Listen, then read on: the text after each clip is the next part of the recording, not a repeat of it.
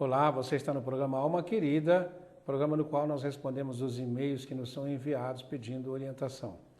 Nesse primeiro e-mail, uma amiga, uma alma querida diz: meus filhos são infelizes por causa do pai. E ela diz: sou casada há 23 anos, tenho 42 anos e meu marido 49. Se ela está casada há 22, tem 42, ela casou com 19, né? Temos 2 filhos, uma menina de 16 e um menino de 22. Aqui já tem uma questão interessante. A menina tem 16, o menino 22. O menino nasceu primeiro e depois de 6 anos nasceu a menina. Então, o menino foi filho único durante 6 anos. O psiquismo já é de filho único. A menina nasceu 6 anos depois do segundo filho. O psiquismo também é de filho único. Só que a menina tem 2 pais e uma mãe. O filho único ele tem uma certa dificuldade de se afastar de casa e uma certa dificuldade de estar em casa. Tem um anseio muito grande pelo mundo e vai para o mundo. E depois o mundo fica opressor, corre para casa. De repente a casa fica opressora, quer ir para o mundo. Então, numa literatura alemã é chamado de ser de soleira, como se ficasse mais embaixo da porta do que do lado de lá e do lado de cá. A nossa querida alma querida continua. O pai deles bebe e usa drogas. E eles estão cientes disso devido ao tio que contou sem a minha permissão, é claro. Minha filha está sempre triste e ela pede pela morte do pai, pois acha que será a única maneira dela viver em paz. Meu filho vive com urticárias e tenho certeza de que é por causa da vida que ele leva dentro de casa. Por favor, me ajude com suas palavras, elas me aliviam muito. O que posso fazer para que meus filhos sejam felizes? Bem, minha querida, o que você pode fazer para que seus filhos sejam felizes? O que é a felicidade, afinal de contas? A felicidade é você estar sintonizada com a vontade de Deus e fazer aquilo que Deus quer que você faça. O que será que os seus filhos pediram antes de reencarnar? Posso adiantar para você o seguinte: pediram para serem filhos deste pai. Pediram por misericórdia que Deus concedesse a graça deles serem filhos deste pai. Tanto o seu filho quanto a sua filha pediram para serem filhos deste pai. Eles precisam saber, se você é espírita, que eles vieram, veja só, pelo menos quase 40 anos após o pai. Eles ficaram no plano espiritual. Então, de duas uma, ou eles programaram esta encarnação. Se eles programaram, eles já são seres relativamente desenvolvidos para poderem programar, fazer parte da própria programação reencarnatória. E então eles fizeram isto no auge da consciência. Não tinha influência negativa, eles não estavam em contato com esse pai, só tinha a perspectiva futura desse contato. E mais ainda, eles tiveram assessoria do plano espiritual superior. Ninguém faz isso sem a assistência de mentores espirituais. Então, eles fizeram a escolha na melhor das condições. Então, esta é a melhor escolha. Se não foi assim, nós teríamos que admitir que eles não são espíritos desenvolvidos, então eles não participaram da programação reencarnatória.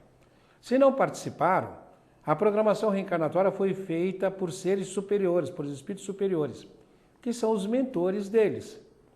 E esses mentores, é claro, sabiam em abundância, a exaustão, o que era mais conveniente para os seus filhos. E então foi programada essa encarnação deles com este pai, deste pai com estes filhos e o seu encontro com todos eles. Então, é importante saber que se eles não são capazes de amar, precisam desenvolver esta capacidade. Esse pai é o desafio. Sem esse pai, veja só, a sua filha vai ser feliz. É bom que o pai morra para ela ser feliz. Meu Deus do céu, que coisa mais triste. Se o pai morrer, ela nem imagina quão infeliz ela vai ser. Por uma questão muito simples. A lei de Deus na consciência, quando Kardec conversava com o plano espiritual, na terceira parte do livro dos Espíritos, quando ele fala sobre a lei natural, ele pergunta, onde é que está escrita a lei? E a resposta é, a lei está escrita na consciência, a lei de Deus está na consciência. Jesus Cristo diz assim, eu não vim derrogar nem destruir a lei, vim cumpri-la. Porque da lei não passará um só jota, um só tio, até que tudo seja cumprido. O que é a lei ser cumprida? É você desenvolver aquilo que você tem que desenvolver num plano material como o nosso. Você não é daqui, ninguém é daqui, nem seu filho, nem sua filha. Eles são do plano espiritual, estão aqui para desenvolver o quê? Capacidade de perdoar 70 vezes 7, de fazer pelo outro o que gostaria que se fizesse para si. Olha, o pai está pedindo o quê? Está pedindo vibração, está pedindo amor. Quando ela fica desejando que o pai morra, ela está fazendo uma vibração que o pai fica mais dependente. O pai morrer é o pai ficar dependente, não ter a atividade espiritual. Ela está concorrendo para isto. O filho também, com urticária, está manifestando uma rejeição muito grande do pai. É claro que eu não estou aqui defendendo o comportamento do pai, então, porque você falou dos filhos, eu estou focando nos filhos. Se eu fosse falar do comportamento do pai, eu diria mais para você, seu marido vai ao centro espírita? Você o leva ao centro espírita? Vocês leem, vocês fazem o evangelho em casa? Vocês sabem aquilo que eu falo dos 3 palcos? O primeiro palco é você, seu marido e seus 2 filhos. O segundo palco são os obsessores do seu marido, os seus e o de cada um dos filhos. Formam uma verdadeira gangue dentro da casa. E o terceiro palco são os mentores, num número muito maior do que o segundo palco. Mas esse número muito maior não tem muito poder, porque as pessoas não dão força. A sua filha está dando força para o segundo palco. Eu quero que meu pai morra. O filho está dando força para o segundo palco. Eu tenho urticária, eu tenho rejeição por isso aí. Me dá até coceira, me dá até, nossa, alergia. Nossa, eu só vou ser feliz se não tiver o pai. Quando eles estavam no plano espiritual, a situação era diferente. Só seremos felizes com este pai e se levarmos adiante a prova que temos que enfrentar com ele.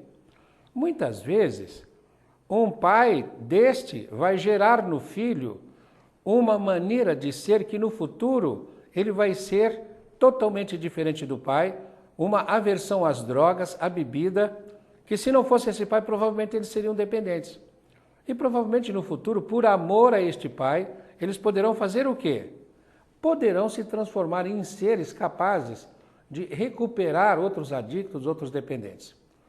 Neste final de semana e começo de semana, carnaval, eu fiquei conhecendo uma pessoa que faz um trabalho maravilhoso na área de assistência a dependentes, porque foi instado, foi levado a isto pelos problemas enfrentados com um filho dependente químico.